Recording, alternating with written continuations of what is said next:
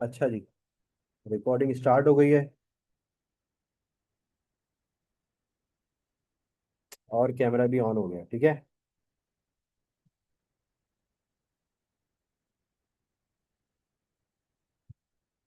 अच्छा जी, पेन जो है वो ये हो गई है। पेन चेंज कर देते हैं।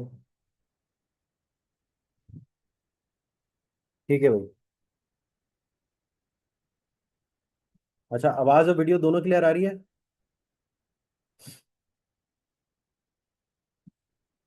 चलो जी, जबरदस्त। अच्छा जी, आज का जो हमारा टॉपिक है क्लास का, वो है एनालिटिकल प्रोसीजर्स। ठीक है।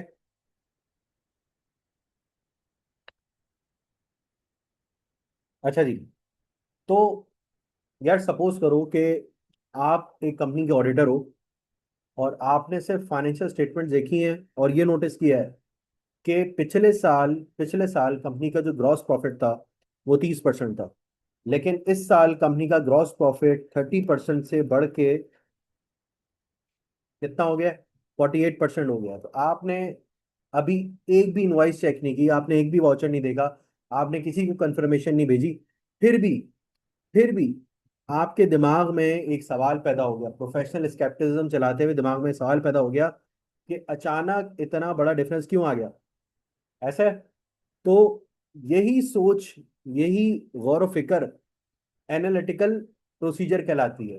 चीजों को एनालिटिकली देखना, दो इंफॉर्मेशन को इस तरीके से देखना कि उसके अंदर प्लॉजिबल रिलेशनशिप आइडेंटिफाई करना, वो रिलेशनशिप जिसका कोई तुक बनता है, कोई मायने बनता है, ठीक है।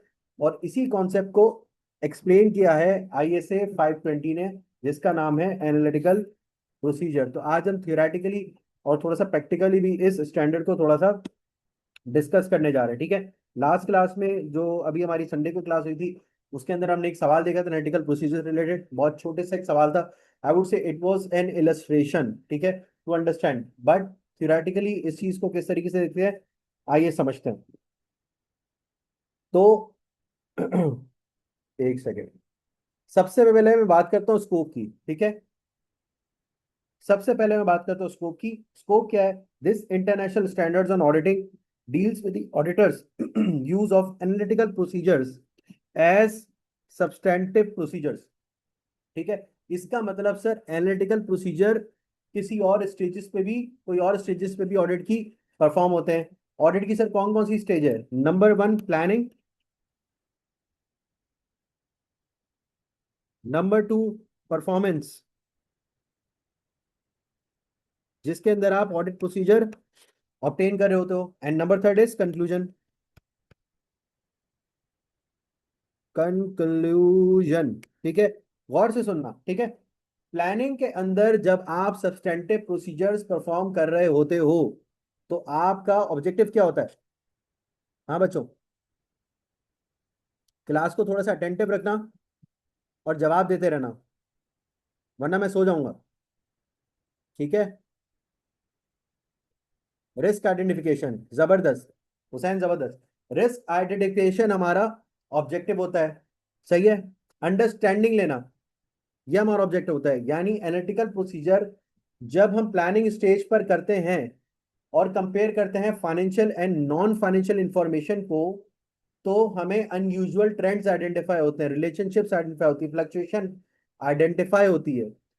उसकी बेसिस पे ऑडिटर फर्दर काम परफॉर्म करता है, ठीक है, फर्दर काम परफॉर्म करता है। रिस्क असेस करता है उस स्टेज पे, और ये देखता है कि हाँ, यहाँ पर इस किस्म की फ्लक्चुएशन मेंटेन हो रही है या अराइज हो रही है, जिससे कोई मटेरियल मिसस्टेटमेंट आ सकती है, ठीक है।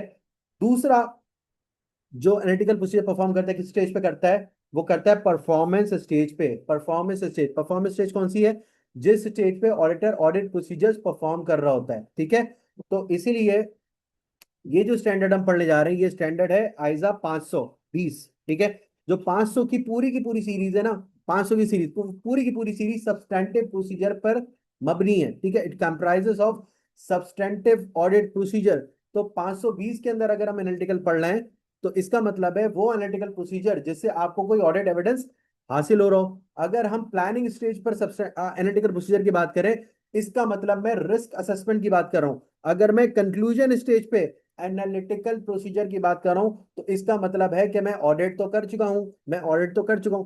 अब जब मैं एनालिटिकल प्रोसीजर कर रहा हूं, अब जब मैं प्लॉजिबल रिलेशनशिप देख रहा हूं, अब मैं जब सेल्स को कॉस्ट ऑफ सेल्स से कंपेयर कर रहा हूं, जब मैं सेल्स को रिसीवर से कंपेयर कर रहा हूं, जब मैं परचेजेस को पेबल से कंपेयर कर रहा हूं, जब मैं एक्सपेंसेस को एसेट से कंपेयर कर रहा हूं, तो मैं ये देख रहा हूं कि इन रेशियोज के अंदर कोई ऐसी फ्लक्चुएशन ना हो जो मेरी ऑडिट की अंडरस्टैंडिंग के अंदर या मेरे ऑडिट एविडेंस ऑब्टेन करने के अंदर जो मुझे इंफॉर्मेशन मिली है, जो मुझे अंडरस्टैंडिंग मिली है, उसके अंदर कोई सिग्निफिकेंट वेरिएशन हो। बात समझ में आती है?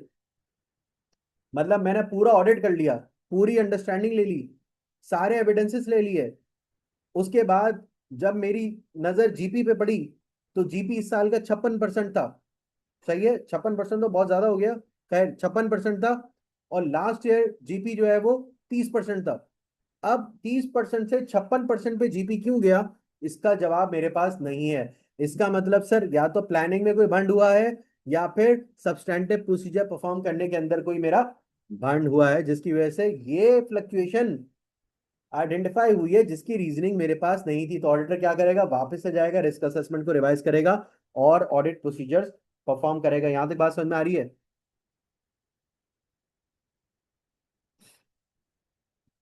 सही है। अच्छा जी, तो ये है परफॉर्मेंस फेज। आगे बढ़ो। It also deals with the auditor's responsibility to perform ethical procedure near the end of the audit that assist the auditor when forming an overall conclusion on the financial statement. When forming an overall conclusion on the financial statement, this is conclusion phase. फिर Aiza 315 deals with the use of analytical procedure as risk assessment procedure। जो हुसैन ने बात की, risk assessment procedure, ethical procedure performed during planning helps the auditor to understand the business, understand the business. Number two, identify risk of material misstatement and plan the nature, timing and extent of audit procedures to be performed. Sir understanding the business के अंदर किस तरीके से मदद करता है ये? आज की क्लास जो है ना वो सुनने की है, थोड़ा सा गौर करने की है, ठीक है? नोटिंग करने की ज्यादा इतनी नहीं है, नोटिंग में आप लोगों को प्रोवाइड कर दूंगा, ठीक है? तो before testing any transaction, before testing any transaction, auditor needs to understand that how the client's business operates, company काम किस तरीके से करती है, ठीक है? अब एनालिटिकल प्रोसीजर जब आप कर रहे होगे, तब आपको पता चलेगा कि यार रेवेन्यू में ग्रोथ कितनी आ रही है। सही है। कंपनी के प्रॉफिट मार्जिन्स किस तरीके के हैं, कंपनी के एक्सपेंसेस पैटर्न्स क्या चल रहे हैं, सीजनल फ्लक्चुएशन हो रही है, जैसे शुगर है, ठीक है, उसकी क्रशिंग का सीजन होता है सितंबर में होता है और मार्च में होता है। अगर किसी और मंथ के अंदर उसकी सेल्स में बूम आ रहा होगा, सही है, या उसके ऑपरेशंस के अंदर बूम आ रहा होगा, तो मतलब दो ही क्वार्टर है ना जो अच्छे चलते हैं, इसका मतलब बाकी के जो दो क्वार्टर हैं, आवाज नहीं आ रही सही? आवाज सही है?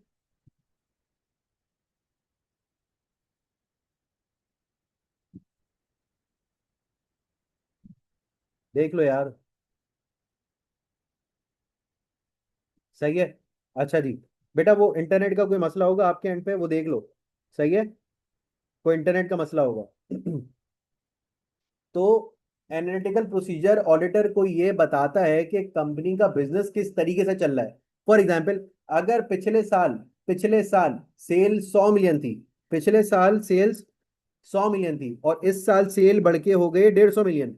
पिछले साल सेल थी 100 मिलियन, इस साल सेल हो गए बढ़ के 150 मिलियन। लेकिन अब ऑडिटर क्या करेगा, ऑडिटर सीधा जाएगा मैनेजमेंट के पास, ऑडिटर सीधा जाएगा मैनेजमेंट के पास और मैनेजमेंट से पूछेगा कि बताओ भैया इतनी सेल्स क्यों बढ़ी, ऐसा क्या कारनामा अंजाम दी कि तुम्हारी सेल्स बढ़ गई? तो मैनेजमेंट बताती है। मैनेजमेंट क्या बताएगी, मैनेजमेंट बताएगी हमारी नई दुकानें खुली हैं, हमारी रिटेल आउटलेट खुली है, हमारी ब्रांचेस खुली है। तो अब ऑडिटर को समझ में आएगा कि अच्छा, हमको सिखा रही है कि बिजनेस की ग्रोथ हुई है। उसकी वजह क्या है सर? वजह यह है कि ब्रांचेस खुली हैं, वजह यह है कि नई आउटलेट्स खुली हैं, सही है, वजह यह है कि दुकानें और नहीं खुल गई। इसका मतलब ये फ्लक्चुएशन जो है ये रीजनेबल है। सही है, ये रीजनेबल है। अंडरस्टैंडिंग के अंदर ऑडिटर को इसने हेल्प किया है। नंबर टू क्या था हमारे पास, identify the risk of material statement. अगर कोई फिगर या रेशियो अनयूजुअल लगे, सही है, कोई भी रेशियो या कोई भी फिगर कोई भी अमाउंट ऑडिटर को अनयूजुअल लगे तो ऑडिटर को शक होता है कि या तो ये एरर हो सकता है या ये फ्रॉड हो सकता है, क्योंकि अनयूजुअल है, जिसका रीजन ऑडिटर के पास नहीं है। फर्ज करो अगर इसका रीजन मेरे पास नहीं होता तो मुझे इस नंबर पे भी शक होता कि यार ये 50 का नंबर बढ़ा कैसे है, ये तो अनयूजुअल ट्रेंड है। पिछले साल जैसे मैं कहूँ कि जीपी था 25%, इस साल जीपी 40% हो गया। अब ऑडिटर सोचेगा क्या इन्वेंट्री ज्यादा तो नहीं शो की गई, सही है, बढ़ाई तो नहीं है, कॉस्ट ऑफ सेल्स कम तो रिकॉर्डिंग किया, क्या रेवेन्यू को गलत अकाउंटिंग बुक तो नहीं की। यानी एनालिटिकल प्रोसीजर से ऑडिटर को पता लगता है कि किस एरिया में सबसे ज्यादा रिस्क है, किस एरिया में ऑडिटर को सबसे ज्यादा अटेंशन देनी है, ठीक है। नंबर थर्ड पे क्या आता है, plan the nature timing and extent of audit procedure. जब जब रिस्क पता चल जाए ऑडिटर को, तो ऑडिटर ये डिसाइड करता है कि ऑडिट किस तरीके से किया जाए, ठीक है। Number one is nature. Nature का मतलब क्या करना है, कौन सा ऑडिट प्रोसीजर परफॉर्म करना है। अगर इन्वेंट्री ऑडिटर को रिस्की लग रही है तो ऑडिटर क्या करेगा, भाई इन्वेंट्री काउंट अटेंड करेगा, सही है। इन्वेंट्री काउंट की मैंने बात की थी ना स्टॉक टेक की लास्ट क्लास में। इन्वेंट्री काउंट को जाके अटेंड करेगा, इन्वेंट्री की कॉस्टिंग चेक करेगा, एनआरबी टेस्टिंग परफॉर्म करेगा। यानी यानी किस टाइप की ऑडिट प्रोसीजर ऑडिटर परफॉर्म करेगा ये डिपेंड करता है कि किस किस्म का ऑडिटर रिस्क असेस कर रहा है उसके अंदर। नंबर टू पर आता है टाइमिंग। अब अगर रेवेन्यू, ऑडिटर को तो लगता है कि रेवेन्यू रिस्की एरिया है, तो ऑडिटर क्या करेगा, ईयर एंड के करीब भी ट्रांजेक्शन टेस्ट करेगा, लास्ट मंथ ब्लॉक टेस्टिंग करेगा, वहां पे cut off strict cut off testing करेगा। लेकिन अगर ऑडिटर को रिस्क कम लग रहा है, सही है, तो वो अपनी टेस्टिंग कम कर सकता है। यानी timing of audit procedure auditor decide करेंगे कौन सा प्रोसीजर कब करना है, किस टाइम पे करना है। एक्सटेंड, कितनी टेस्टिंग करनी है, सैंपल साइज कितना, अगर रिस्क ज्यादा है ऑब्वियसली तो सैंपल भी ऑडिटर क्या करेगा, सैंपल ज्यादा लेगा। अगर ट्रांजेक्शन उसके अंदर क्या होगा, ट्रांजेक्शन ज्यादा होंगे, अगर रिस्क कम होगा तो सैंपल भी कम ली जाएंगी। यानी क्वांटिटी ऑडिट में कितनी रखनी है कि ऑडिटर क्या करेगा, इस तरीके से डिसाइड करेगा। अच्छा जी आगे बढ़ते हैं। Preliminary analytical procedures, preliminary analytical procedures are used to. Preliminary analytical procedure मतलब ये ऑडिट के बिल्कुल स्टार्ट में, शुरुआत में, प्लानिंग स्टेज में ऑडिटर परफॉर्म करता है। ऑडिटर अभी डिटेल टेस्टिंग नहीं कर रहा, ऑडिटर सब्सटेंटिव प्रोसीजर परफॉर्म नहीं कर रहा, ऑडिटर ने अभी तक तो कंट्रोल टेस्टिंग भी स्टार्ट नहीं की, बल्कि फाइनेंशियल स्टेटमेंट्स, रेशियोज, बजट्स या पिछले साल की पिक्चर को देख के एक ओवरऑल चीज समझने की कोशिश कर रहा है, जिसको हम क्या कहते हैं, preliminary analytical procedure. Number one, assess financial condition and associated risk. क्या एग्जांपल होगी इसकी, क्या एग्जांपल होगी कि कंपनी की फाइनेंशियल हेल्थ और उससे रिलेटेड रिस्क को असेस करना। फॉर एग्जांपल ऑडिटर ये देखता है कि भाई कंपनी प्रॉफिट में है या लॉस में, कैश फ्लो स्टेटमेंट देखता है कि कैश की शॉर्टेज है या एक्सेस है, लिक्विडिटी रिस्क तो नहीं है इसका, मतलब करंट लायबिलिटी बढ़ी हुई है, करंट एसेट कम है, सही है, वो रेशियो आउट है, कोई लोन कॉवेनेंट्स है वो तो ब्रीच नहीं हो गए, लोन बहुत ज्यादा तो नहीं दे दिया, गोइंग कंसर्न का इश्यू तो नहीं आ गया, सही है। फॉर एग्जाम्पल पिछले साल, पिछले साल प्रॉफिट था 100 मिलियन, सही है, पिछले साल प्रॉफिट था 100 मिलियन, इस साल लॉस है 250 मिलियन। पिछले साल प्रॉफिट था 100 मिलियन, इस साल लॉस है 250 मिलियन। अब ऑडिटर क्या सोचेगा, जल्दी बताओ, तुम ऑडिटर हो क्या सोचोगे। हाँ मेरे भाई, ऑडिटर हो क्या सोचोगे।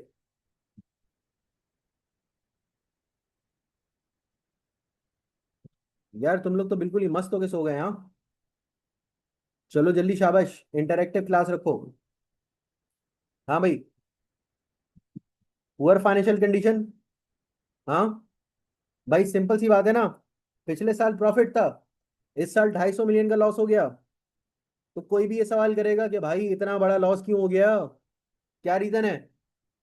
पहले तो ये सवाल आएगा ना भाई, इतना बड़ा लॉस हो कैसे गया, लास्ट ईयर प्रॉफिट था इस साल लॉस, इसका मतलब 100 मिलियन का प्रॉफिट भी गया, सही है, और 250 मिलियन का लॉस कर लिया, इसका मतलब आप कितने से नेगेटिव गए, 350 मिलियन से नेगेटिव गए। तो इस सिचुएशन में मैनेजमेंट प्रॉफिट दिखाने के लिए या मैनेजमेंट इस लॉस को कम करने के लिए रेवेन्यू को ओवर स्टेट भी कर सकती है, या फिर एक्सपेंसेस को अंडरस्टेट भी कर सकती है। ये फाइनेंशियल कंडीशन देखकर ऑडिटर ऑडिटर ये देख के अंदाजा लगाएगा कि यहां पर फ्रॉड का रिस्क बन सकता है, मिसस्टेटमेंट का रिस्क बन सकता है। ठीक है, यहां पर ये चीज देखकर अंदाजा लगाया जाएगा। Number two, increase knowledge of business through the accumulation of information about trends in की रिलेशनशिप। ठीक है, की रिलेशनशिप ये पंजाबी वाला की नहीं है, ये इंग्लिश वाला की है। मतलब कि ऑडिटर क्या करेगा, बिजनेस ट्रेंड्स को देखेगा और बिजनेस ट्रेंड्स के आपस में रिलेशनशिप को देखकर समझेगा। क्या समझेगा भाई, मैं बता देता हूँ, कुछ ऐसा वैसा नहीं समझेगा। पेन कहाँ गया मेरा, सर जी पेन मेरा ही है। ठीक है, पेज ऐड कर लेते हैं। अच्छा जी, तो फॉर एग्जाम्पल सेल्स, सेल्स उठा ली मैंने, कॉस्ट ऑफ सेल्स। ठीक है, सेल्स आ गई, कॉस्ट ऑफ सेल्स आ गई। ये रहा 2025, ये रहा 2026। सेल्स ही मेरी 100 मिलियन 2025 में। इस साल मेरी सेल्स है 130 मिलियन, बढ़ गई, सेल्स बढ़ गई। कॉस्ट ऑफ सेल्स 70 मिलियन, और यहां पर 91, अनोखा नंबर लेते हैं, कितनी हो गई कॉस्ट ऑफ सेल्स, 91 मिलियन। अब मुझे जल्दी से बताओ, जल्दी से बताओ, जीपी मार्जिन निकालो दोनों सालों का, दोनों सालों के जीपी मार्जिन निकालो जल्दी से, शाबाश।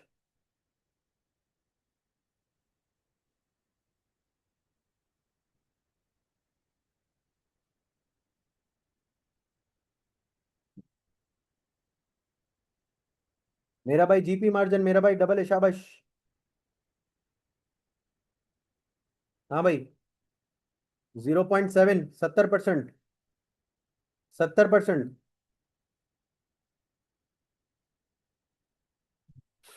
हाँ जी, और 2025 का भी कितना है सर, ये तो मैजिक हो गया।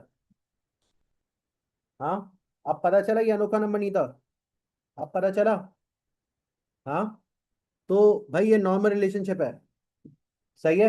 लेकिन अगर लेकिन अगर मैं सेल्स को 30% से बढ़ा दूं, मैं सेल्स को 30% से बढ़ा दूं जो कि बड़ी है, लेकिन कॉस्ट ऑफ सेल्स को सर अगर मैं सिर्फ 5% या 10% से बढ़ा दूं, तो अब आप क्या सोचोगे, अब आप क्या सोचोगे कि सर बिजनेस में ऐसा क्या चेंज हो गया कि कॉस्ट ऑफ सेल्स मेरी से 5% से बढ़ी है और मेरी सेल्स बढ़ी 30% से। सर हो सकता है प्रोडक्शन एफिशिएंट हो गई हो सकता है सेल प्राइसेस इंक्रीज हो गई हो सकता है, हो सकता है इन्वेंट्री या कॉस्ट गलत रिकॉर्ड हो गई हो, तीनों में से कोई भी चीज हो सकती है। ठीक है, होल्ड करना जरा, मैं आता हूं, ठीक है।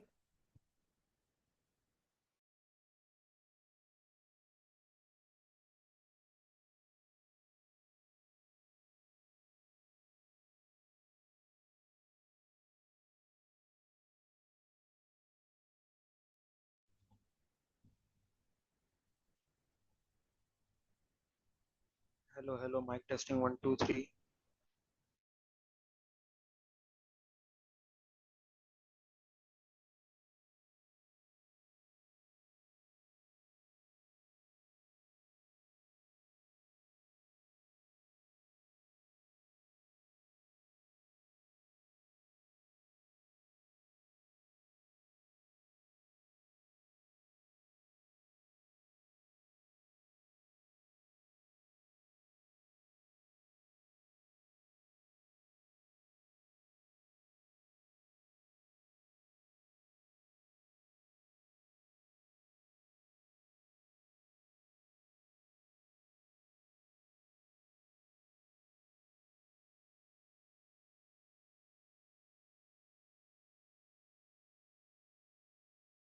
अच्छा जी, आ गया।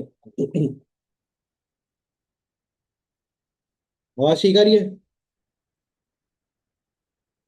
आवाज सही आ रही है भाई, Yes, sir. सारे मिलके बोलो, बोलो, सही है।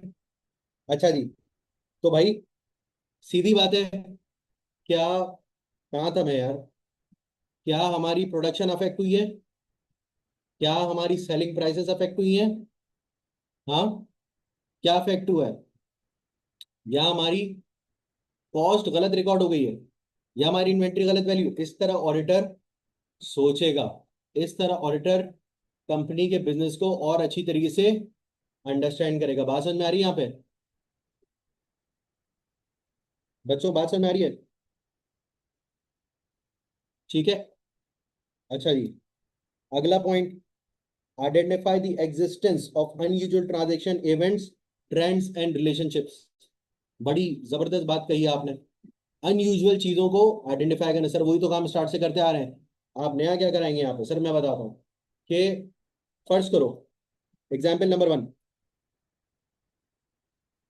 Example number one, sir example number one है कि सेल्स हर साल 10% इंक्रीज होती थी। सेल्स हर साल सर 10% से इंक्रीज होती थी, लेकिन इस साल सेल्स 80% से इंक्रीज हुई है। इस साल सेल्स सिर्फ 80% से इंक्रीज। ऑडिटर सोचेगा, ऑडिटर सोचेगा, क्या सोचेगा? ऑडिटर सोचेगा, क्या सोचेगा? ऑडिटर हो, जल्दी बताओ, सोना भी है यार। हाँ, ऐसा क्यों हुआ? जबरदस्त नूरलैंड, ऐसा क्यों हुआ? अचानक इतनी ग्रोथ कैसे? पॉसिबल रीजन क्या हो सकते हैं वो भी बता दो। पॉसिबल रीजन क्या हो सकते हैं वो भी बता दो, जल्दी से बता दो, शाबाश। ब्रेन स्टॉर्मिंग करो मेरा भाई। पॉसिबल रीजन क्या हो सकता है? हाँ, न्यू कस्टमर आ सकते हैं, जबरदस्त, और ज्यादा सेल हो सकती है, और बताओ, और बताओ। न्यू प्रोडक्ट आ सकती हैं, एक्सपेंशन हो सकती है, सर कुछ भी रीजन हो सकता है, डिमांड इंक्रीज हो सकती है, जबरदस्त। सर मिसस्टेटमेंट भी तो हो सकती है, जो आपने रीजन बताया वो भी सही है, जबरदस्त है वो, सही है जो आपने रीजन बताया है। मुझे वो रीजन देख के ज्यादा खुशी हुई कि आप बिजनेस साइड से सोच रहे हो, सही है। फ्रॉड भी हो सकता है, एरर भी हो सकता है, सर ये सारे रीजन है जो आपने दिए और जो मैंने दो दिए और जो अहमद ने बताया, सर ये रीजन भी हो सकते हैं। ठीक है, तो ऑडिटर क्या करेगा? ये सब चीजें सोचेगा, सही है, ब्रेनस्टॉर्म करेगा।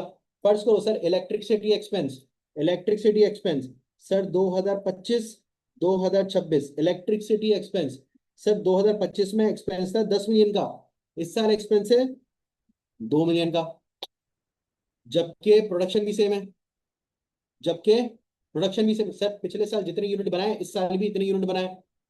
ऑडिटर सोचेगा, क्या सोचेगा? ऑडिटर सोचेगा, क्या सोचेगा भाई? 16 लगा होगा, सही है, 16 लगा होगा, कुछ भी हो सकता है ना। ऑडिटर क्या करेगा? सर ये अनयूजुअल ट्रेंड है, फ्लक्चुएशन, ऑडिटर जाएगा मैनेजमेंट से इंक्वायर करेगा, बताओ ये क्या हुआ है, ये तूने क्या किया? हाँ, इन्वेस्टिगेट करेगा, ठीक है। ऑडिटर क्या करेगा? ये अनयूजुअल ट्रेंड है तो ऑडिटर क्या करेगा? इन्वेस्टिगेट करेगा। सर डायरेक्टर को 500 मिलियन लोन दिया, डायरेक्टर को 500 मिलियन कंपनी ने लोन दिया, पिछले साल ऐसा कुछ भी नहीं था, पिछले साल ऐसा कुछ भी नहीं था। ये क्या है? एक अनयूजुअल ट्रेंड है, ये क्या है? अनयूजुअल ट्रांजेक्शन है। ये कौन सी ट्रांजेक्शन है? Outside the normal course of business, company का काम लोन देना नहीं है, तो ऑडिटर इसको चेक करेगा। सर इसके पीछे तो आयजा 550 लग सकता है। तो यहां पर सिर्फ बात एक स्टैंडर्ड तक नहीं रहेगी, बात एक आईएफआरएस तक नहीं रहेगी, बात निकलेगी तो दूर तक जाएगी, बात निकलेगी तो, बात निकलेगी तो, बात निकलेगी तो दूर तक जाएगी, जबरदस्त, ठीक है, दूर तक जाएगी। आगे बढ़ते हैं। Plan, plan the nature, timing and extent of audit procedure. जो बात हमने पढ़ी थी, plan the nature, timing and extent of audit procedure. Sir जब रिस्की एरिया आइडेंटिफाई हो जाते हैं, जब ऑडिटर रिस्क एरियाज को आइडेंटिफाई कर लेता है, तो ऑडिटर ये डिसाइड करता है कि अब मैं ऑडिट किस तरीके से करूंगा। नंबर वन, नेचर, जो हमने डिस्कस किया, क्या प्रोसीजर परफॉर्म करना है। फॉर एग्जांपल इन्वेंट्री हमारा एक हाई रिस्की एरिया है, ठीक है, miss material, risk of material misstatement बहुत हाई है, तो ऑडिटर क्या करेगा? Sir physical inventory count attend करेगा, कॉस्टिंग वेरीफाई करेगा, वैल्यूएशन पे काम करेगा, एनआरबी टेस्ट करेगा, टाइमिंग, टाइमिंग का मतलब क्या है? कौन सा ऑडिट प्रोसीजर कब परफॉर्म करेगा। अगर रेवेन्यू रिस्की लग रहा है तो ईयर एंड के बाद भी टेस्टिंग कर लेगा, सेल्स रिटर्न चेक कर लेगा। अगर रिस्क कम है तो इंटरिम प्रोसीजर परफॉर्म करके जान छुड़ा लेगा, खली बिल्ली कराएगा। एक्सटेंड, कितनी टेस्टिंग करेगा? हाई रिस्क है तो फर्ज करो 100 सैंपल लेके टेस्ट कर लिए। सर उसी चीज का रिस्क लो है अगर, तो 30 सैंपल लेके फारिग करे। इसका मतलब जितना ज्यादा रिस्क उतनी ज्यादा सैम्पलिंग, सही है, जितना ज्यादा रिस्क उतनी ज्यादा सैम्पलिंग। सर आमद हो रही है, आमद हो रही है, आमद क्या है? हाँ, आमद क्या है भाई? एक प्रोसेस है, एक प्रोसेस है, ठीक है। एक कंपनी की फाइनेंशियल स्टेटमेंट्स को देखते ही ऑडिटर को एक चीज नजर आती है। वो चीज क्या नजर आती है कि सर सेल्स इस साल 60% से इंक्रीज हो गई। और से सुनना, सर सेल्स इस साल 60% से इंक्रीज हो गई। Sir inventory, inventory, sir inventory 90% से 90% से इंक्रीज हो गई। सर इन्वेंट्री 90% से इंक्रीज हो गई। Sir gross profit, gross profit के हवाले से बात करूं, सो सर 25% से ये सफर तय होते होते कोई 45% चला गया। सर सेल्स भी इंक्रीज हुई, इन्वेंट्री भी इंक्रीज हुई, ग्रॉस प्रॉफिट भी इंक्रीज हुआ। सर कैश, कैश 70% से कम हो गया। कैश एट बैंक 70% से कम हो गया। सर बैंक लोन, बैंक से लोन लिया, 200% का इजाफा हो गया। ऑडिटर क्या सोचता है? हाँ भैया, ऑडिटर अनयूजुअल एफएस है? ऑडिटर क्या सोचता है? इंक्रीज क्रेडिट सेल्स हो सकती है, बैड डेट इंक्रीज हो सकते हैं, जबरदस्त। और भैया स्टॉक खराब हो सकता है, इन्वेंट्री बढ़ गई है, और एनआरवी का रिस्क आ सकता है, जबरदस्त। और ऑब्सोलीट इन्वेंट्री, और जी, inventory might be finance by loan, और भाई ऑडिटर क्या सोचेगा? ऑडिटर ये सोचेगा भाई कंपनी की फाइनेंशियल हालत तो थोड़ी सी डगमगाती हुई दिख रही है। लोन 200% से बढ़ चुका है, लेकिन लोन आता है कहां पर? बैंक में आएगा। लोन कहाँ आएगा? सर लोन बैंक में आएगा। सर मैं बैंक का अमाउंट देखता हूं तो वो 70% से नीचे। इसका मतलब गया कहाँ है? इसका मतलब गया कहाँ है? सर पता नहीं है, अभी इंफॉर्मेशन नहीं है हमारे पास कहाँ गया है। लेकिन सर सवाल तो उठने शुरू हो गए हैं, क्योंकि ऑडिटर तो सोचेगा, ऑडिटर तो सोचेगा। प्रॉफिटेबिलिटी हाई लग रही है, प्रॉफिटेबिलिटी हाई लग रही है। 45% से जीपी चला गया है, 25% से 45% पे जीपी चला गया है। इन्वेंट्री 60%, 90% से इंक्रीज हो गया है। सेल्स कितने से इंक्रीज हुई है सिर्फ? सर सेल्स से as compare to that only 60% increase हो गया। इसका मतलब कोई स्टॉक है जो कंपनी बेच नहीं पाई है, इसका मतलब एनआरबी का रिस्क है, सही है। डेट इंक्रीज हो गया है, कैश कम हो गया। सर ये सारे सवाल ऑडिटर क्या करेगा?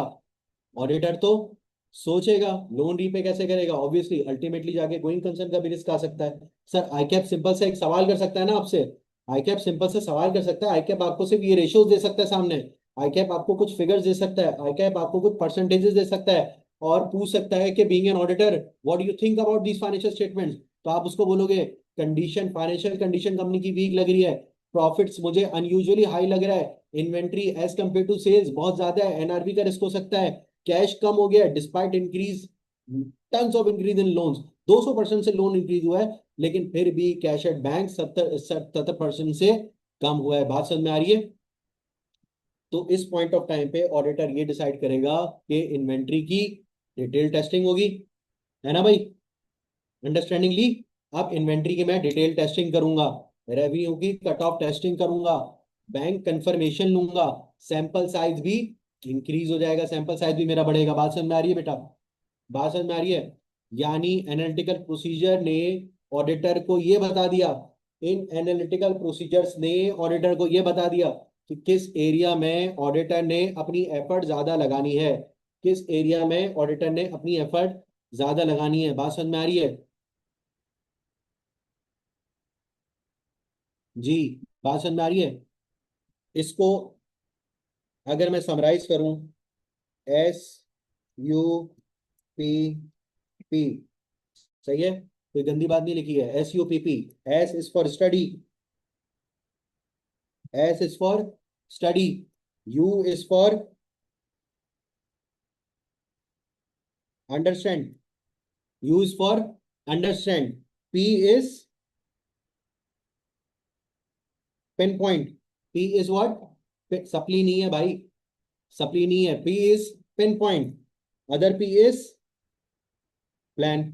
कैसा दिया sir? S, study the financial condition of the business, study the financial condition of the business. You is the understand the business, you is the understand the business. P is the pin point unusual transaction and event, pin point unusual transaction and events. P is plan the audit, which is mean nature, timing and extent of audit procedure. Sir यहां तक बात समझ में आ रही है? हाँ जी, बात समझ में आ रही है?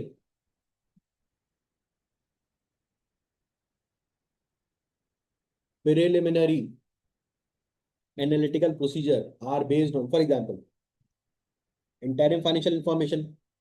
सर क्वार्टरली फाइनेंशियल इंफॉर्मेशन होगी, 9 मंथ रिजल्ट हो गए, 11 मंथ के फाइनेंशियल स्टेटमेंट्स हो गए, एंड नॉन फाइनेंशियल इंफॉर्मेशन। सही है, नॉन, कितने एम्प्लॉयज गए आए, प्रोडक्शन कितनी हुई कितनी नहीं हुई, ये नॉन फाइनेंशियल इंफॉर्मेशन है। सही है। Budget, forecast, management accounts, draft financial statement, discuss with client and internal and external benchmarks. These are your sources for performing analytical procedure. Sir बात यहां तक समझ में आ रही है? कोई सवाल है किसी का? कोई सवाल है किसी को? अच्छा जी, आगे बढ़ते हैं। The auditor, the auditor will perform analytical procedure.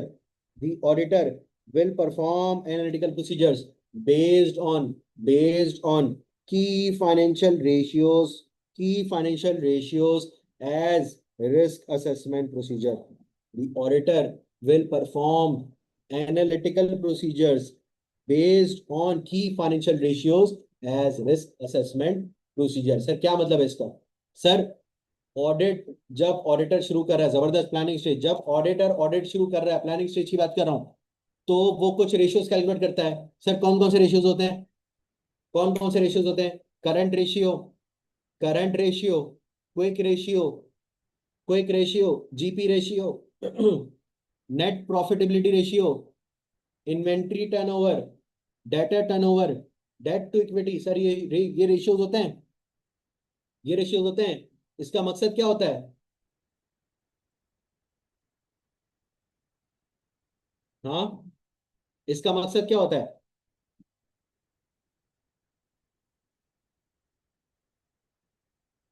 Trends देखना। इससे क्या पता लगता है कि सर कौन से एरिया में मिसस्टेटमेंट हो सकती है, कौन से एरिया में मिसस्टेटमेंट्स हो सकती हैं। आप फाइनेंशियल स्टेटमेंट को एनालाइज करते हो।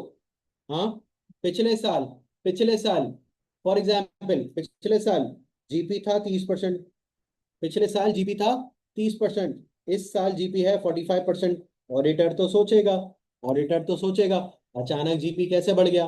अचानक GP, sir sales overstate हुई है, कॉस्ट ऑफ सेल्स नीचे गई है, इन्वेंट्री ओवर स्टेट हुई है, या फिर जेन्युइनली सेल्स इंक्रीज हुई है, कॉस्ट कम आई है। सर क्या हुआ है? ये सारे के सारे क्या है? इंडिकेटर है, इंडिकेटर है। Depending on complexity of client, this may be a simple spreadsheet detailing की ratios with a requirement for comment on ratios and trends for audit action. For example sir analytical procedure किस level पे करते हैं, किस level पे कर, sir ये मैं आपको सीए फाइनल वाली लेवल डिलीवर कर रहा हूँ इस वक्त, मैं आपको सीए फाइनल वाला कंटेंट डिलीवर कर रहा हूँ। ठीक है सर, जब हम एनालिटिकल प्रोसीजर परफॉर्म करते हैं तो हम एंटिटी के कॉम्प्लेक्सिटी को देखते हैं, स्ट्रक्चर को देखते हैं, साइज को देखते हैं। मतलब एक स्मॉल एंटिटी है, एक स्मॉल कंपनी है, अगर क्लाइंट छोटा है तो ऑडिटर सिर्फ एक एक्सेल शीट बनाएगा जिसके अंदर रेशियोज लिखेगा, करंट ईयर, लास्ट ईयर, और अपने कमेंट डाल देगा। फर्ज करो करंट रेशियो 1.8 से कम हो गया, 1.1 हो गया, तो बोलेगा लिक्विडिटी की बच गई, इंग्लिश में बोलेगा हाँ, लिक्विडिटी की बच गई। Sir GP margin, GP margin 30% से बढ़कर हो गया 42%, जीपी मार्जिन 30% से बढ़कर हो गया कितना? 42%। अब क्या होगा? सर ऑडिटर इन्वेस्टिगेट करेगा। सही है, यही रीजन लिख देगा ऑडिटर। सर अब आ जाओ लार्ज क्लाइंट पे। अगर अगर क्लाइंट हमारा बहुत बड़ा है, लेट से कोई बैंक है, कोई इंश्योरेंस कंपनी है, कोई मल्टीनेशनल कंपनी है, तो ऑडिटर क्या करेगा? सर ऑडिटर एक एडवांस ऑडिट सॉफ्टवेयर यूज करेगा। ऑडिटर क्या करेगा? एक एडवांस ऑडिट सॉफ्टवेयर यूज करेगा, और वो सॉफ्टवेयर ऑटोमेटिकली कंपेयर करेगा प्रीवियस शेयर से करंट ईयर को, इंडस्ट्री एवरेजेस को, एक्चुअल परफॉर्मेंस से बजट की परफॉर्मेंस को, कॉम्पिटिटर्स को, रेगुलेटर के डेटा को, इंटरनल केपीआईज को कंपेयर करेगा और अनयूजुअल एरियाज ऑडिटर क्या करेगा, वहां से इन्वेस्टिगेट करेगा। तो ये सारा का सारा काम कौन करेगा लास्ट क्लाइंट पे? सर सॉफ्टवेयर परफॉर्म कर रहा होगा, यानी जितना बड़ा क्लाइंट उतना ही एडवांस लेवल पर एनालिटिकल रिव्यू। ये बात समझ में आ रही है? ये डेटा की जो चीजें डाली हुई है ना, ये इधर काम आती हैं। डेटा की जो चीजें डाली है ना, कुछ सेपरेटली चीज नहीं है भाई, इधर ही आएंगी सारी चीजें मिलजुल कर। बात समझ में आ रही है? अच्छा जी, एनालिटिकल ऑल्टरनेटिवली, अब क्या लिखा है? It may be an integrated part of auditors client knowledge base with links to internal external benchmark and client management financial accounting system, similar regulator industrial database, as well as routine ratio analysis. Analytical procedure may use statistical and probability technique and data mining to identify unusual trends and events. Analytical procedures may use statistical techniques, probability techniques and data mining. Sir इसका क्या मतलब है?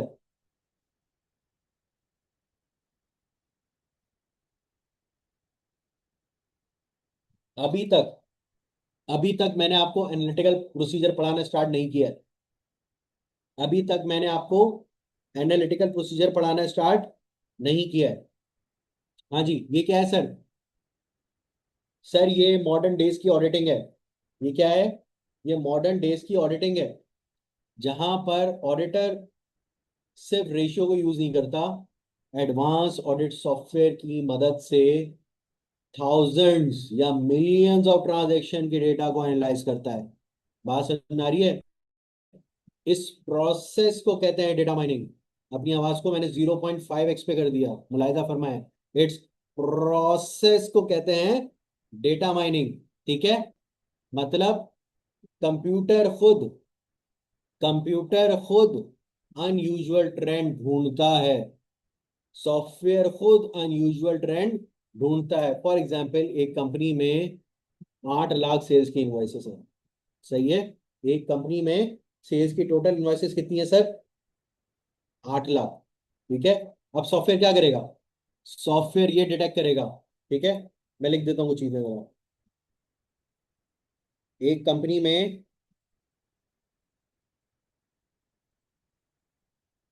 Number of invoices की बात कर रहा हूँ, number of invoices की बात कर रहा हूँ। 8 लाख सेल्स इन्वॉइसेस है एक कंपनी में। तो सॉफ्टवेयर डिटेक्ट करता है।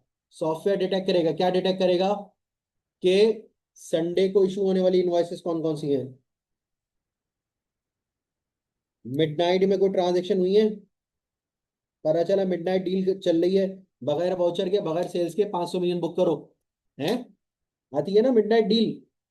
मिडनाइट डील चली है भाई, डुप्लीकेट पेमेंट तो नहीं हुई है, सेम बैंक अकाउंट वाले मल्टीपल वेंडर तो यूज ही किया है भाई। टेस्ट ऑफ कंट्रोल में देखा है ना, ऑब्टेन 3 कोटेशन 3 वेंडर्स, सिस्टम में जाके देखा तो तीनों वेंडर का बैंक अकाउंट एक ही था। सही है? राउंड फिगर वाली इनवॉइसेस कितनी है भाई? सेल्स टैक्स की परसेंटेज लगाओगे, एक्सपेंसिव तो डेसिमल में तो आएंगी कोई फिगर, सर डेसिमल में नहीं आ रहा, राउंड फिगर में आ रही है। एम्प्लॉय और सप्लायर का भी सेम एड्रेस है भाई, एम्प्लॉय और सप्लायर का सेम एड्रेस। ये सब क्या है? ये सब अनयूजुअल रिलेशनशिप्स हैं जो ऑडिटर उनको इन्वेस्टिगेट करेगा। ऑडिटर क्या करेगा? उनको इन्वेस्टिगेट करेगा। लाइक संडे की ट्रांजेक्शन है, मिडनाइट है, डुप्लीकेट पेमेंट है, एड्रेसेस है, ये सारी अनयूजुअल चीजें। ऑडिटर क्या करेगा? उसको इन्वेस्टिगेट करेगा। इन्वेस्टिगेट सर, एक और चीज की बात की थी हम लोग एक और चीज की बात की थी, वो क्या की थी? Statistical technique. सर एक और चीज की बात की थी, क्या चीज की बात की थी? Statistical technique. For example software calculate करेगा, सॉफ्टवेयर कैलकुलेट करेगा एवरेज सेल्स, स्टैंडर्ड डेविएशंस, सही है, बैड डेट्स, बहुत सारी चीजें। ठीक है, अगर एक ब्रांच की सेल बाकी ब्रांचेस से डिफरेंट है, अगर एक ब्रांच की सेल बाकी ब्रांचेस की सेल से डिफरेंट है, तो ऑडिटर उसको आइडेंटिफाई कर लेगा, विच इज कॉल्ड आउटलायर। सही है। एक ब्रांच की सेल बाकी ब्रांचेस से बहुत डिफरेंट है, ज्यादा है, ऑडिटर क्या करेगा, उसे अलग कर लेगा। या एक ब्रांच की सेल बहुत कम है, इन्वेंट्री के बैलेंस से ज्यादा है, फिर भी क्या करेगा ऑडिटर उसको, ऑडिटर उसको सेलेक्ट कर लेगा। ऐसा ही है। तो ये सब क्या करेगा, अनयूजुअल ट्रेंड मुझे सिस्टम आइडेंटिफाई करके देगा। फिर एक और बात की सर, प्रोबेबिलिटी एनॉमली नहीं है, आउटलायर है। एनॉमली नहीं है, आउटलायर है, ठीक है, अनोखी चीज है, तो ऑडिटर उसको भी इन्वेस्टिगेट करेगा। एक और चीज हमने देखी, प्रोबेबिलिटी टेक्निक।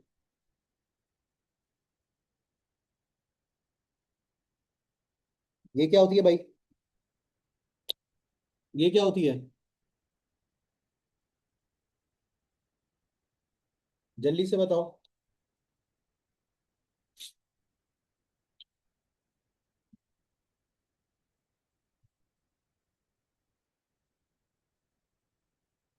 बताता हूँ, अभी ये भी फर्क बताता हूँ।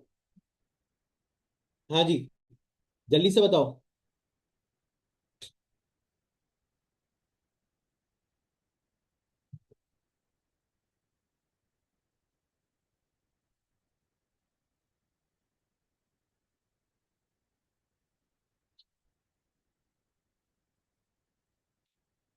हाँ, चांसेस ऑफ वेरिएशन, ये क्या होता है भाई, ये क्या होता है भाई, सॉफ्टवेयर क्या करता है, सॉफ्टवेयर एस्टिमेट करता है, सॉफ्टवेयर एस्टिमेट करता है, क्या एस्टिमेट करता है, कि किस ट्रांजैक्शन में फ्रॉड या एरर के ज्यादा चांसेस है। This is called probability technique. Chances, chances of variation, सही है, एक तरीके से सही है, ठीक है, कि किस ट्रांजैक्शन के अंदर फ्रॉड या एरर के चांसेस हो सकते हैं, उस एरिया को, जी जी आप लोगों ने बता दिया बस, उस एरिया को ऑडिटर क्या करेगा, डिटेल में चेक करेगा। सही है, उस एरिया को ऑडिटर क्या करेगा, डिटेल में चेक करेगा। अभी अहमद ने एक सवाल किया, अभी एक अहमद ने सवाल किया,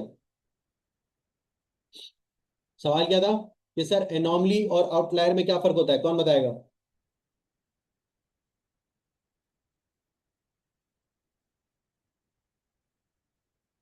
जी, कौन बताएगा।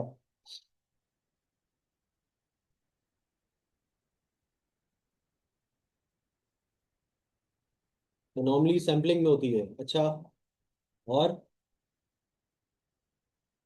और भैया, भाई देखो, सिंपल सी बात है, ये दोनों टर्म्स देखने में तो सेम लगती हैं, इनका मतलब सेम लगता है, इनकी नेचर सेम लगती है, लेकिन अगर मैं डेफिनेशन पॉइंट ऑफ व्यू से बात करूं, आउटलायर क्या है, कि एक डेटा पॉइंट, एक डेटा पॉइंट जो बाकी के डेटा पॉइंट से डिफरेंट है, एक ब्रांच के रिजल्ट्स जो कि बाकी ब्रांचेस के रिजल्ट से डिफरेंट हैं। समझ में आ रही है, डेटा पॉइंट की बात कर रहा हूं। इसका मतलब कि हर आउटलायर के अंदर जरूरी नहीं कि प्रॉब्लम हो, वो अलग है ना, मीम है ना, अलग ही है वो, कुछ है, वो कुछ अलग ही था, बहती हवा सा था वो, उड़ती पतंग सा था वो, कहाँ गया उसे ढूंढो। वो कौन था, वो आउटलायर था। सही है, वो कौन था, वो आउटलायर था। एनॉमली क्या होती है, कोई अनयूजुअल इवेंट हो गया, कोई ऐसी ट्रांजैक्शन या पैटर्न जो कि एक्सपेक्टेड बिहेवियर से डिफरेंट, जो कि एक्सपेक्टेड बिहेवियर से भी डिफरेंट, और जिसको इन्वेस्टिगेट करना भी जरूरी हो जाए, कि दया कुछ तो गड़बड़ है। आउटलायर के अंदर गड़बड़ नहीं है, जरूरी नहीं है कि प्रॉब्लम हो, यहां पर गड़बड़ है, दया कुछ तो गड़बड़ है। तो एनॉमली अनयूजुअल होती है, और अक्सर एनॉमली किसी ना किसी इशू की वजह से अराइज हो रही होती है, या तो कोई एरर होगा, या तो कोई फ्रॉड होगा। लेकिन outlier, outlier is a broader term. बात समझ में आ रही है, हाँ जी, बात समझ में आ रही है। भाई फर्ज करो एम्प्लॉयज है तुम्हारे, एक की सैलरी 50 है, दूसरी की 52 है, एक की 48 है, एक की 51 है, एक की 5 लाख है, तो ये 5 लाख एक आउटलायर है, क्योंकि बाकी सैलरीज डिफरेंट है और इसकी सैलरी बहुत डिफरेंट है। अब ऑडिटर इन्वेस्टिगेट करेगा आउटलायर को भी, तो पता चलेगा भाई ये सीईओ की सैलरी है, अब इसको क्यों तुम एम्प्लॉय से कंपेयर करो, ये तो आउटलायर है। सही है। अब एक वेंडर को उसका इनवॉइस है, उसकी उसको पेमेंट हुई 8 लाख की, सही है। लेकिन लेकिन इसी इनवॉइस की पेमेंट 2 बार हो गई, सही है। अब एक अनोखा डेटा पॉइंट है, लेकिन ये आउटलायर नहीं है, एनॉमली है। क्यों? क्योंकि डुप्लीकेट पेमेंट एक अनयूजुअल इवेंट है। सीईओ की सैलरी 5 लाख होना अनयूजुअल इवेंट नहीं है, कम है मेरे हिसाब से तो, सही है, कम है। फर्ज करो इलेक्ट्रिसिटी है, उसका एक्सपेंस हर महीना तकरीबन कोई 10 मिलियन आता है, लेकिन दिसंबर में 28 मिलियन आ गया। अब आउटलायर नजर आ रहा है, इन्वेस्टिगेशन हुई तो पता चला फैक्ट्री की एक्सपेंशन हुई है, सही है। तो अब ये आउटलायर है, एनॉमली नहीं है। अगर इन्वेस्टिगेशन से ये पता लग गया कि कोई फेक इनवॉइस रिकॉर्ड हुई थी, तो अब सर आउटलायर भी आप कह लो हो सकता है और एनॉमली भी हो सकती है, ठीक है। लेकिन इससे इश्यू अराइज हो गया, तो ये मोर और लेस किस में फॉल करेगा, किस में फॉल करेगा सर?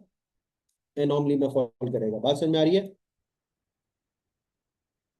अच्छा जी, चौथा पॉइंट, चौथा point, sir comparison should be made with late at least with prior equivalent ratio, if not 3 to 5 a trend. Trend analysis will generally provide more enlightening information than a simple comparison with the prior year. Than a simple comparison with the prior। कौन जवान समझाएगा इसको? कौन जवान समझाएगा इसको? रात में class जो है ना कुछ अलग ही माहौल में होती है, ऐसी आमद हो रही होती है, दिन में ऐसी एनर्जी होती है।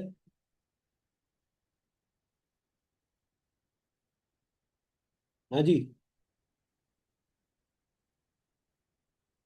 Comparison should be made with at least prior ratio. इसका क्या मतलब है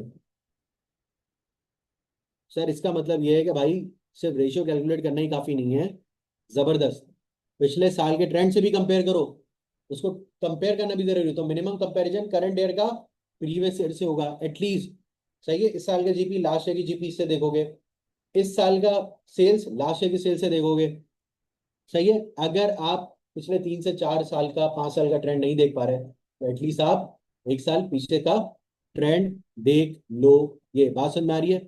सर फर्ज करो कि 2022 में जीपी चल रहा है आपका 28%, 2023 में होगा 29, फिर हो गया 30, फिर हो गया 31, फिर एकदम से आ गया 45%, 45%। अब ये बात क्लियरली पता चल रही है कि 2026 एक अनयूजुअल साल था। क्यों? 28, 29, 30, 31 एकदम से जंप हुआ 45%। तो अगर सिर्फ 2025 और 26 को कंपेयर करते तो इंक्रीज सिर्फ 14% दिखता तुम्हें, सही है। इंक्रीज कितना दिखता? सिर्फ 14% का इंक्रीज है। लेकिन आप 5 साल के ट्रेंड को देखोगे तो हर साल नॉर्मली 1% इंप्रूव होता रहा, और इस साल एक ट्रेंड अनयूजुअल आ गया। बात समझ में आ रही है? मतलब बदल जाते हैं, डेटा चेंज होना तो मतलब बदल जाते हैं, जज्बात बदल जाते हैं, सही है। 5 साल को कंपेयर, अब इस साल को पिछले साल से कंपेयर करूंगा तो 14% से इंक्रीज हो। सर क्या चेंज मिलेगा मुझे इसमें? क्या इंफॉर्मेशन? कुछ नहीं। लेकिन अगर मैं पिछले 5 सालों से कंपेयर करता हूँ तो मुझे पता लगेगा सर हर साल तो 1% से बढ़ रहा है, 28, 29, 30, 31, और अब अचानक से 14% का इंक्रीज हुआ है।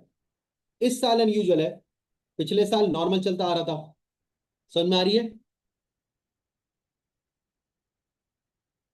अच्छा जी, अब trend analysis will generally provide more enlightening information than a simple comparison with the prior year. Sir अंग्रेजी थोड़ी सी हार्ड लिखी हुई है, मैं आपको सिंप्लीफाई करके बता देता हूँ। सर तकरीबन हमारी क्लास को 1 घंटे की होने वाली है अभी, ठीक है। अभी तक हमने आयजा 550 का एक वर्ड तक नहीं पढ़ा है।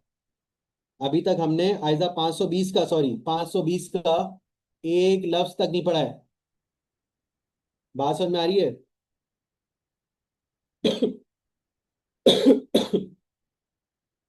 520 स्टार्ट भी नहीं किया है।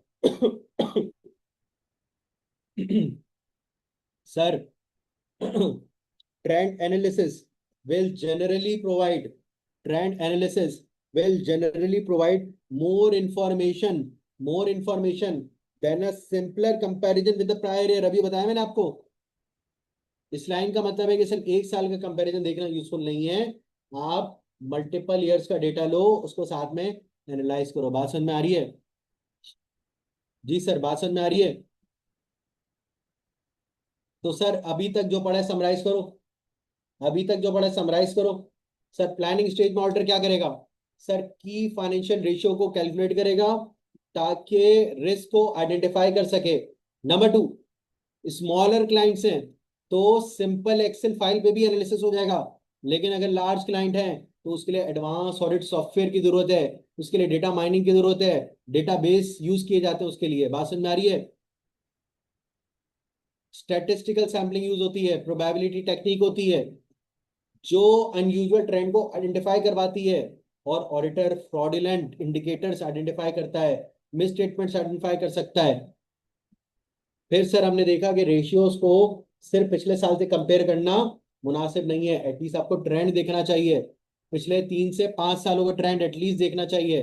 वो आपको बेहतर बताएगा कि बिजनेस का नॉर्मली पैटर्न क्या चल रहा है। और जो भी अनयूजुअल रेशियो आइडेंटिफाई हो, ट्रेंड हो, रिलेशनशिप हो, ऑडिटर के लिए रिस्क इंडिकेटर होता है। ऑडिटर के लिए रिस्क इंडिकेटर होता है, और उस एरिया में फिर ऑडिटर क्या करेगा? एडिशनल ऑडिट प्रोसीजर परफॉर्म करेगा। बात समझ में आ रही है दोस्तों? दोस्तों बात समझ में आ रही है? तो सर एक छोटी सी चीज हम याद रखते हैं, रेशियोज, रेशियोज कंपेयर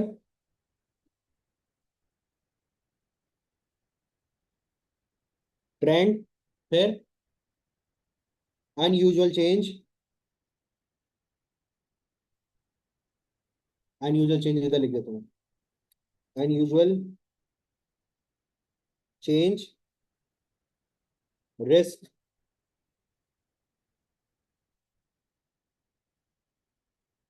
मोर ऑडिट।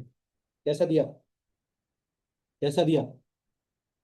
सर रेशियोज कैलकुलेट करो, रेशियोज कैलकुलेट करो, उनको प्रीवियस ईयर से कंपेयर करो, ट्रेंड देखो। अगर कोई unusual change, unusual trend, unusual relationship identify हो जाता है तो उसे एक ऑडिट रिस्क को समझो, और फिर उस एरिया में ज्यादा से ज्यादा ऑडिट प्रोसीजर परफॉर्म करो। बात समझ में आती है सर? सर बात समझ में आती है? सर रेशियोज देखो, कंपेयर करो, ट्रेंड निकालो, अनयूजुअल चेंज आइडेंटिफाई करो, रिस्क असेस करो, और फिर ऑडिट प्रोसीजर परफॉर्म करो। सर बात समझ में आती है? ठीक है जी, आगे बढ़ते हैं, एग्जाम्पल पढ़ लेते हैं। ये सारी एग्जाम्पल पढ़ लेना यार, वही है जो मैंने अभी करवाई है। सही है? ये सारी एग्जाम्पल पढ़ लेना, वही जो मैंने करवाई है, नोट्स अभी मैं दे दूंगा आप लोग को। Ratio used in analytical procedures include, कौन कौन से रेशियो है भाई? परफॉर्मेंस रेशियो, लिक्विडिटी रेशियो, और एफिशिएंसी रेशियो। सर 3 तरह के रेशियोज हैं जो आप एनालाइज करते हो। ठीक है? Number 1, GP ratio, measures the margin earned on sales is and is often considered a measure of quality of profit. Like for like, it should remain reasonably stable. Reasonably stable मतलब जितने से sales बढ़ी उतनी से cost of sales भी आपकी बढ़नी चाहिए। सर वेरिएशन में be attributable to change in sale prices, change in sales में, change in purchase production cost, inventory obsolescence, errors in inventory counting and valuation. Sir जरूरी नहीं है जीपी बढ़ना चाहिए, कांस्टेंट रहना चाहिए।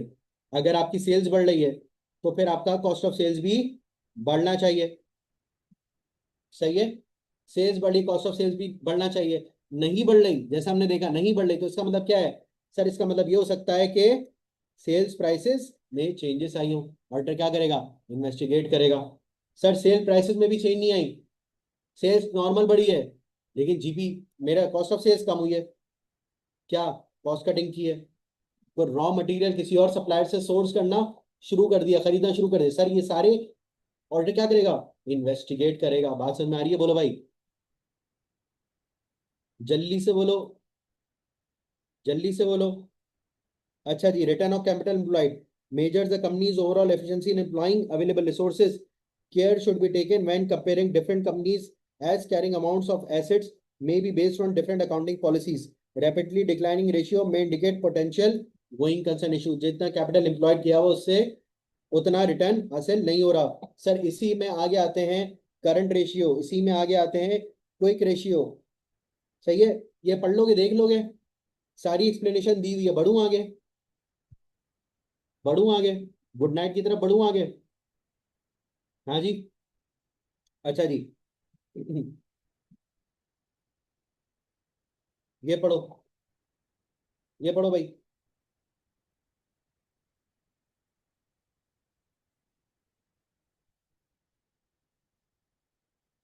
ये पढ़ो। अरे भाई क्लास खत्म नहीं हुई है यार, क्लास खत्म नहीं हुई है, पढ़ो। As the quick ratio omits inventory, एक चीज समझा रहा हूँ छोटी सी। As quick ratio omits inventory, as quick ratio omits inventory, it's a better indicator of liquidity but is subject to distortion. For example, retailers have few receivables and quickly use cash from sales but finance inventory from trade payables, so their quick ratios are usually low. For example, sir quick ratio की बात करूं मैं, quick ratio की, quick ratio क्या है? हाँ जी, quick ratio क्या है? करंट एसेट माइनस इन्वेंट्री, और डिवाइड किससे करूं मैं? करंट लायबिलिटी से। सर एक और डेफिनेशन, एक और definition sir, cash, cash, receivables और short term investment divided by current liability, सही है। तो इन्वेंट्री को इसके अंदर से क्या किया सर? एक्सक्लूड कर दिया है, बिकॉज इन्वेंट्री को क्यों है? क्योंकि क्विक रेशियो निकालना है। क्विकली कंपनी के पास ऐसे कौन से लिक्विड एसेट्स अवेलेबल हैं जो कंपनी अभी बेच के देकर रियलाइज करवाकर अपनी करंट लायबिलिटीज को पे ऑफ कर सकती है, सही है, पे ऑफ कर सकती है। फर्ज करो, फर्ज करो अभी तुमने कॉस्टिंग में पढ़ा है ना, कह रहे हो ना, बताना ये चीज डिस्कस की थी कॉस्टिंग के अंदर? हाँ, किससे पढ़ा है कॉस्टिंग? किससे पढ़ा है? जबरदस्त, जबरदस्त। बेहतरीन। अब मैं क्या बोलूं, अब मैं क्या बोलूं, सही है, चलो। लेकिन बताना तो है मुझे, सही है। दो कंपनी को आपस में कंपेयर करते हैं, कंपनी ए और कंपनी बी, सही है। कंपनी नंबर वन आइटम आया यहाँ पर, कैश।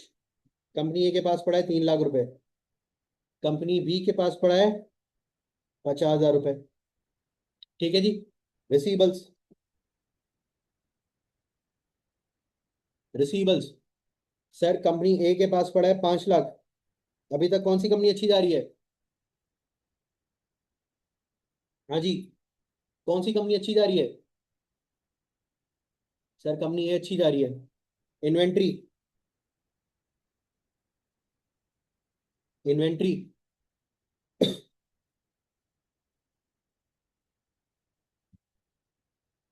हाँ भैया, हाँ भैया, टोटल मारो, टोटल मारो जल्दी से, शाबाश, जल्दी से टोटल मारो। कितना हुआ? 1 मिलियन। ये वाला कितना है? सर ये क्या है मेरे? Current asset. ये क्या है मेरे? Current asset. Sir current liability कितनी है? 5 लाख। करंट लायबिलिटी कितनी है? 5 लाख। बात समझ में आ रही है? बात समझ में आ रही है? बात समझ में आ रही है? मैंने कुछ समझाया ही नहीं। ओ भाई, यस लिख रहे हो? मैंने कुछ समझाया ही नहीं, मैं तो अभी समझाऊंगा, मैं तो अभी समझाऊंगा, मैं तेनू समझावा की, सही है, मैंने तो समझाया ही नहीं है। इन दोनों का करंट रेशियो जल्दी से कैलकुलेट कर लो, करंट रेशियो जल्दी से कैलकुलेट कर लो, शाबाश, जल्दी से करंट रेशियो कैलकुलेट कर लो, करंट रेशियो कैलकुलेट कर लो। 2:1 इसका। सर 1 रुपए की लाइबिलिटी को पे करने के लिए मेरे पास कितने एसेट्स पड़े हुए हैं इस वक्त? 2 रुपए के एसेट पड़े हुए हैं। कितने के एसेट पड़े हुए हैं? हाँ बच्चा, 1 रुपए की लायबिलिटी को पे करने के लिए मेरे पास इस वक्त 2 रुपए के एसेट पड़े हुए हैं, 2 रुपए के। सर अगर अब मैं आपको बोलूं कि सर कंपनी ए का क्विक रेशियो निकालो और कंपनी बी का क्विक रेशियो निकालो, छेती पड़ा है ना, निकालो, कितना हुआ? जबरदस्त। कंपनी ए का कितना है? 1.6। कंपनी ए का कितना है? 1.6। कंपनी बी का कितना है? 0.2। कंपनी बी का कितना है? 0.2। सर ऑल दो both of the companies, company A and company B have same ratios, but but but sir, company A, sir, but company A can pay its debt much more quickly. Company A can pay its debts much more quickly because it has because it has cash and receivable available instead of inventory. Sir inventory निकल गई।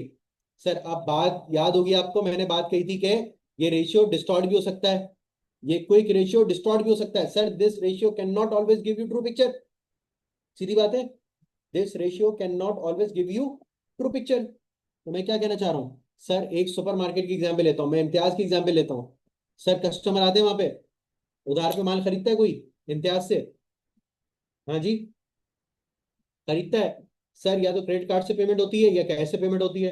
इन both cases in both cases sir inventory फॉरन बिक जाती है, inventory फॉरन cash में convert हो। Sir ये रेशियो फेल हो जाता है सुपरमार्केट पे, ये रेशियो फेल। ये पढ़ा था आज, ये पढ़ा था, हाँ जी। ये पढ़ा था भाई,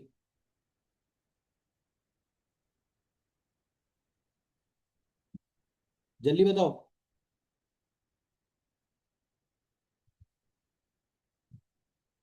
सही है। जब भी जो आपके रिटेल आउटलेट्स होते हैं उनके रिसीवेबल कम होते हैं, तो वहां पर ये रेशियो डिस्टॉर्ट कर सकता है यूजर के डिसीजन को या इसकी इंटरप्रिटेशन को। सही है। क्रेडिट कार्ड पे लेते हैं लेकिन वो भी दूसरे दिन बैंक जाके रियलाइज करवा सकते हैं, कैश उनके अकाउंट में आ जाएगा। बात समझ में आ रही है? कैश तो कंपनी के अकाउंट में आके गिर गया ना। अब तो बैंक ने कस्टमर से पैसा लेना है। जब बैंक क्रेडिट कार्ड की स्टेटमेंट इशू करेगा कस्टमर को और कस्टमर जाके बैंक को डायरेक्टली पेमेंट करेगा, इम्तियाज को तो बैंक ने सेटल कर दिया ना डायरेक्ट। बात समझ में आ रही है? बिल्कुल, मैं उस चीज पर आ रहा हूँ, मैं उस चीज पर आ रहा हूँ, मैं उस चीज पर आ रहा हूँ। मैं क्या कह रहा हूँ? मैं कह रहा हूँ मेरे भाई, ये है कस्टमर और ये है इम्तियाज, ठीक है, और ये है एचबीएल, ये है एचबीएल। केस नंबर 1 में ये आया, इसने इसको कैश दिया, इसने इसको इन्वेंट्री दी। बात समझ में आ रही है? इसने इसको कैश दिया, इसने इसको इन्वेंट्री दी, कल्ली वल्ली, फिनिश। अब दूसरे केस में आ जाओ। सर दूसरे केस में क्या है? इम्तियाज ने इसको इन्वेंट्री दी, सॉरी, इम्तियाज ने इसको इन्वेंट्री दी, इसने इसको लोन दिया, इसने इसको कैश दे दिया। तो बोथ ऑफ द केस में इम्तियाज वेल ऑफ रहा, इम्तियाज को दोनों केस में कैश मिल गया, इम्तियाज को दोनों केसेस में कैश मिल गया। हाँ। अब इसका लेना देना किससे? हम क्विक रेशियो किसका कैलकुलेट कर रहे थे? इम्तियाज का। इम्तियाज गुड रहा। अब सर ये जितने भी आपके जनरल स्टोर हैं, जितने भी आपके सुपरमार्केट हैं, ये सारे के सारे, ये सारे के सारे कस्टमर को जब माल बेचते हैं तो कैश पे बेचते हैं, लेकिन जब ये खुद अपनी परचेजिंग करते हैं, जब ये खुद अपनी इन्वेंट्री खरीदते हैं, तो क्रेडिट टर्म्स के ऊपर खरीदते हैं। ये जब खुद अपनी इन्वेंट्री खरीदते हैं तो क्रेडिट टर्म्स के ऊपर खरीदते हैं। बात समझ में आ रही है? बात समझ में आ रही है? सर एक एग्जाम्पल, सर एक एग्जाम्पल, सर इम्तियाज की बात करता हूँ, चलो सर इम्तियाज की बात कर लेते हैं। Sir for example, sir Imtiaz के पास कैश पड़ा हुआ है। सर फर्ज करो ये रुपीस इन मिलियन है, ठीक है, कोई बोले नहीं भाई, ये रुपीस इन मिलियन है। सर इम्तियाज के पास कैश पड़ा हुआ है इतना। सर इम्तियाज के पास रिसीवल पड़ा हुआ है कितना, रिसीवल कितना है, इतना सा, इतना सा। सही है, ये किसी भी वजह से हो सकता है ना, नॉमिनल से फिगर ले लिया समझाने के लिए, ठीक है। इन्वेंट्री, इन्वेंट्री, सर इन्वेंट्री कितनी बड़ी है, सर काम ही सारा इन्वेंट्री का है। टोटल करो, टोटल करो, कितना हुआ टोटल बुजुर्गों, टोटल कितना हुआ। करंट लायबिलिटी, ये क्या है, करंट एसेट। करंट लायबिलिटी कितनी है, सर करंट लायबिलिटी है मेरी 8 लाख रुपए। कैलकुलेट करो, करंट रेशियो कैलकुलेट करो, कितना है, सर राउंड कर ले, 1.28। क्विक रेशियो निकालो, क्विक रेशियो निकालो, क्विक रेशियो निकालो कितना हुआ, 0.15। ये क्या हो गया सर, ये क्या हो गया।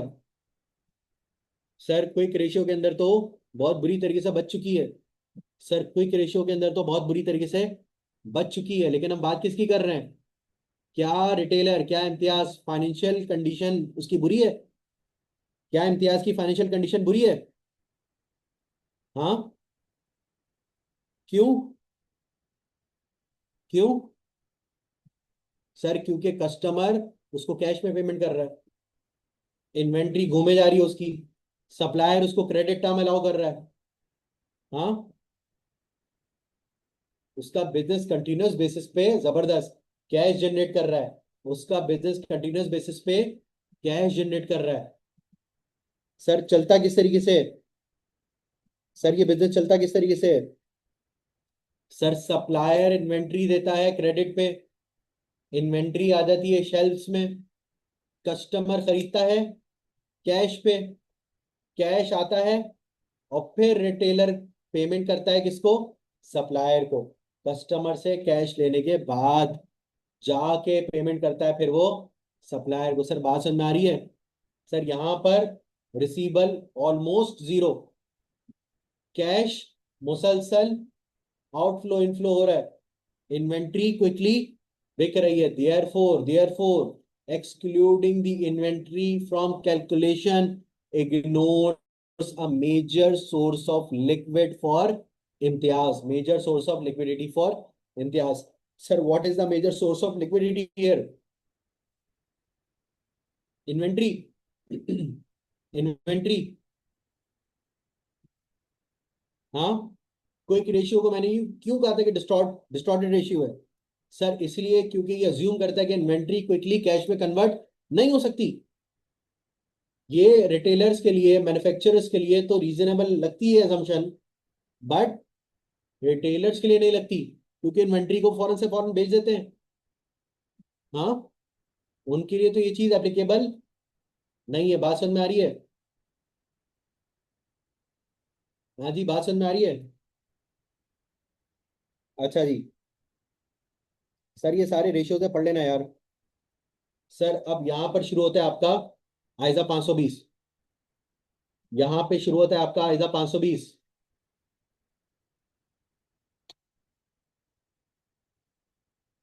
हाँ जी, यहां पे शुरू होता है आपका आइजा 520। यहां पे रोके क्लास। हाँ जी गैप क्या भाई, 12 बजने वाले हैं यार, 12 बजने वाले हैं, रोक दें क्लास। आज के लिए काफी है भाई, आज के लिए काफी है। जितना हमने पढ़ा है उस चीज को रिवाइज करना। ये लेक्चर मैं अपलोड कर दूंगा पोर्टल पे अभी, ठीक है, इसको देखना बार बार। और फिर अगली क्लास इंशाल्लाह ताला हम परसों रख लेंगे, वेडनेसडे को, ठीक है, वेडनेसडे को रख लेंगे इसी टाइम पे। सही है। कैसा है, मजा आया?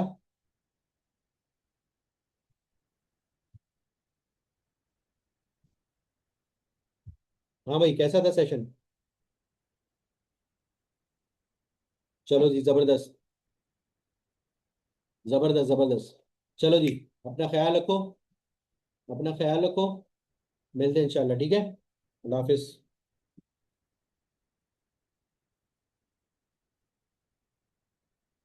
जी जी, गुड नाइट गुड नाइट।